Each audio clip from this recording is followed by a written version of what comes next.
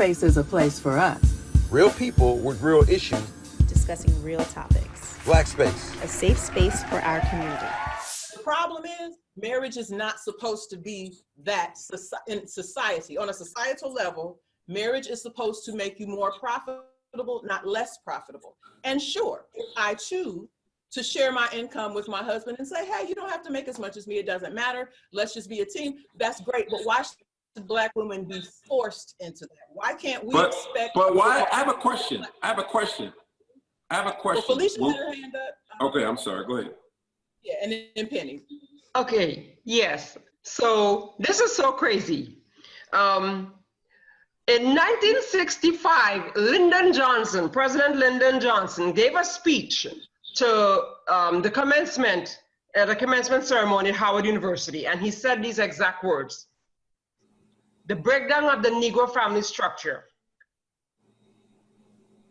is the cause of our ongoing poverty. The breakdown of our family structure, because when the family structure collapses, the children are the ones that suffer the consequences. And when that happens, it affects our whole community.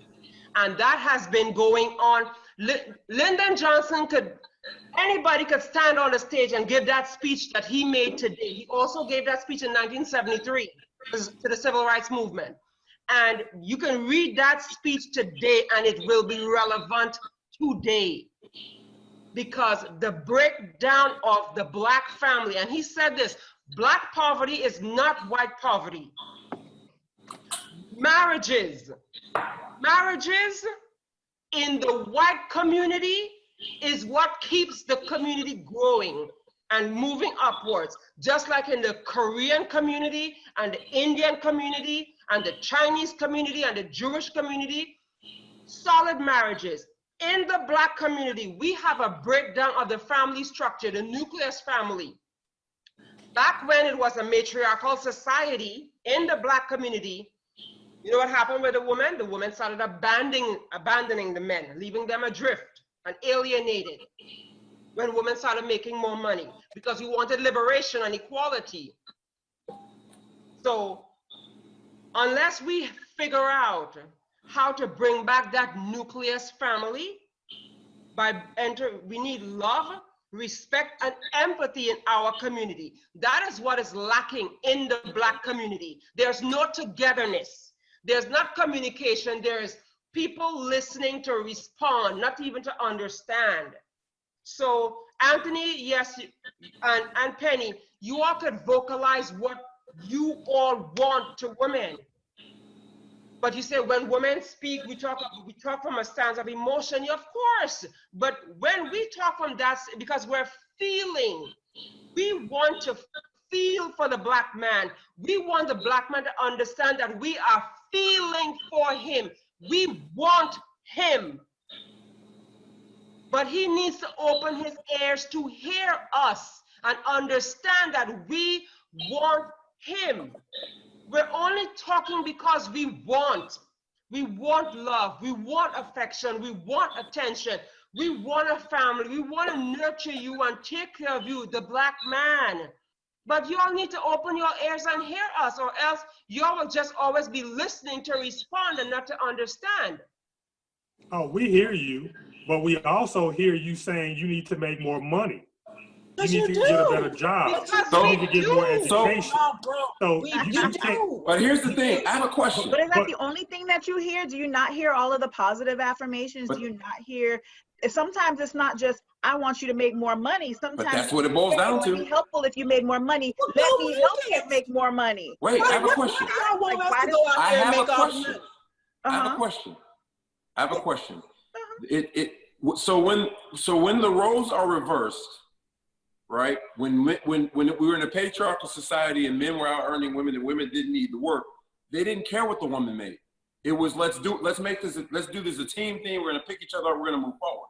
But now that women are in the driver's seat, now and again, we talk about all the statistics. We don't talk about mass incarceration and their effect on men's ability to earn. We don't talk about discrimination and how it affects men's ability to earn. all the statistics that talk about, you know, hiring practices, it affects men worse than it affects Black women. It affects men worse than that. And all the programs that are designed, all the step-up programs that are designed to assist, you know, poor folks have traditionally benefited women.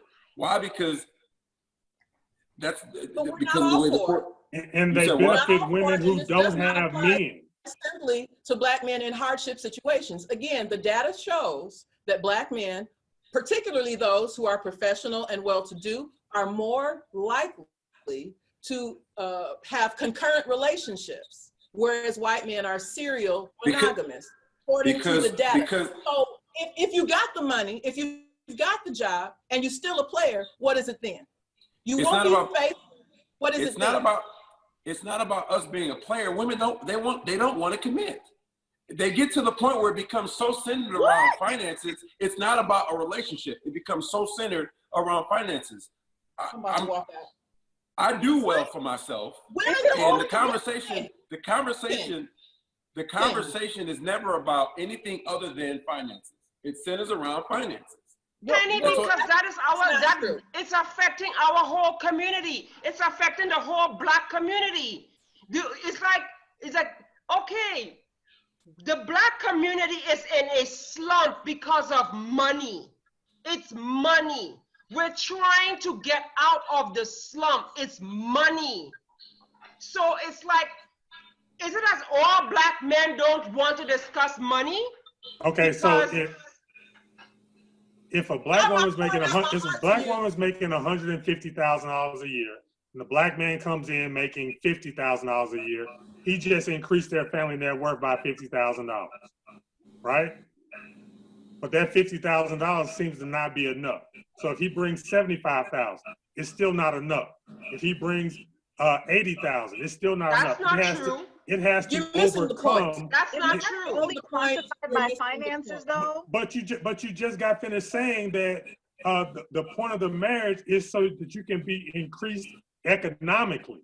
You just got finished saying that. So it can't be, no, we don't want the economics of it, but yes, we want the emotional aspect of it. It can't be both ways. That's not what I said. That's not what the data said. That's not what Ivo said. That's not what Perul or Felicia said. What we're saying is money is important. Money is not everything, but money is important. And honey, if you don't have any, there are certain things that we just don't need to discuss. If you are broke, you don't want to discuss anything if they're not to a certain point. That's not true, Penny. That's not very true. There are certain things where if you don't qualify economically to date a certain woman or to marry a certain woman, you just don't. Many of us have children. Many of us are high powered.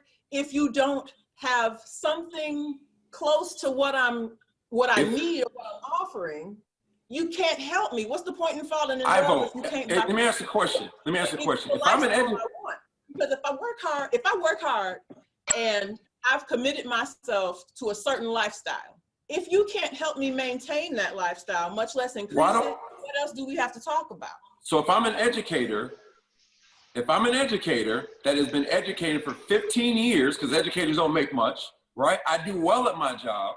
I can never marry a Black female investment banker. I couldn't do it. I couldn't even get close to asking that question because I can't. I said we shouldn't be forced to. That should be something we choose. What I'm saying, that goes forced back to do because there are no eligible bachelors.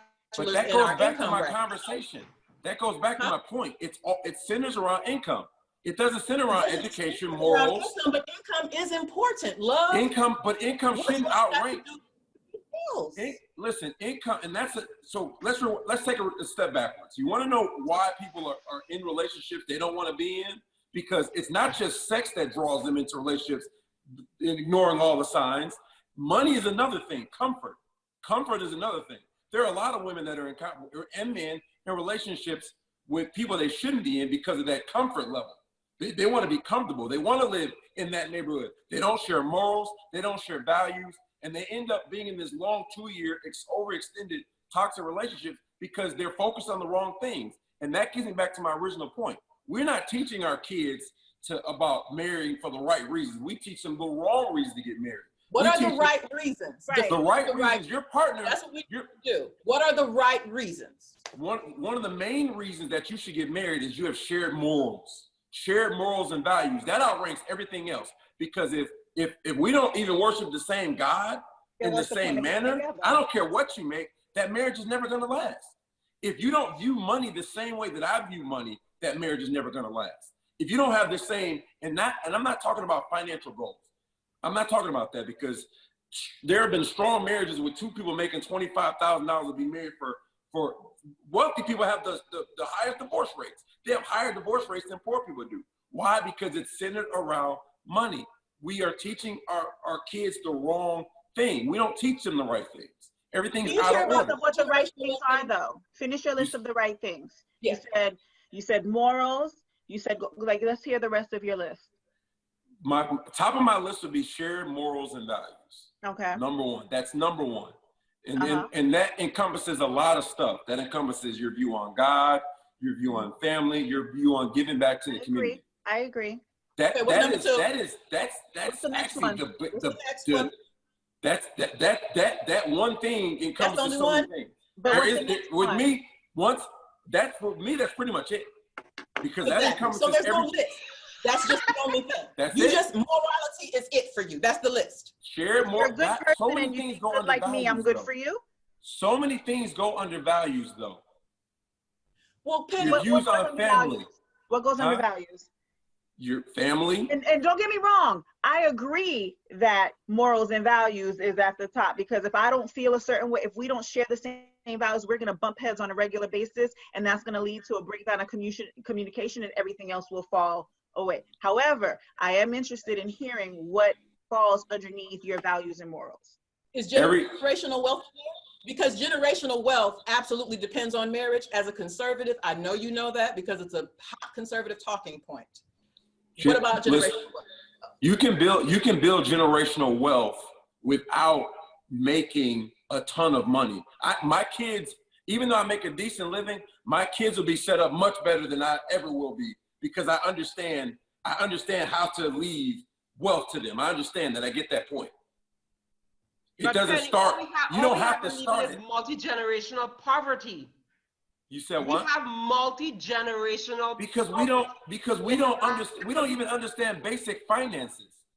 People that make there are people that make $100,000 a year, and Anthony can attest to this, that live like they're making $500,000 a year. They live well above their means. They spend terribly, and they leave their kids in debt. So because their wants take priority. Their wants take priority versus the needs of the collective. But that falls underneath your morals and your values. But that's finances. It does. Peru, it does. Your wants and your needs. Listen, I'm agreeing. You're saying Peru like I didn't agree with you. I agreed with you. What I'm saying though, and let me just say this in addition to it, you don't need to be married to create generational wealth. And I'm saying this from my own experience, because like I said, my husband and I, we ain't together, but we do have a list of goals and securities and portfolios that we want to set up for our children together as co-parents to make sure that they can pass it on to their children.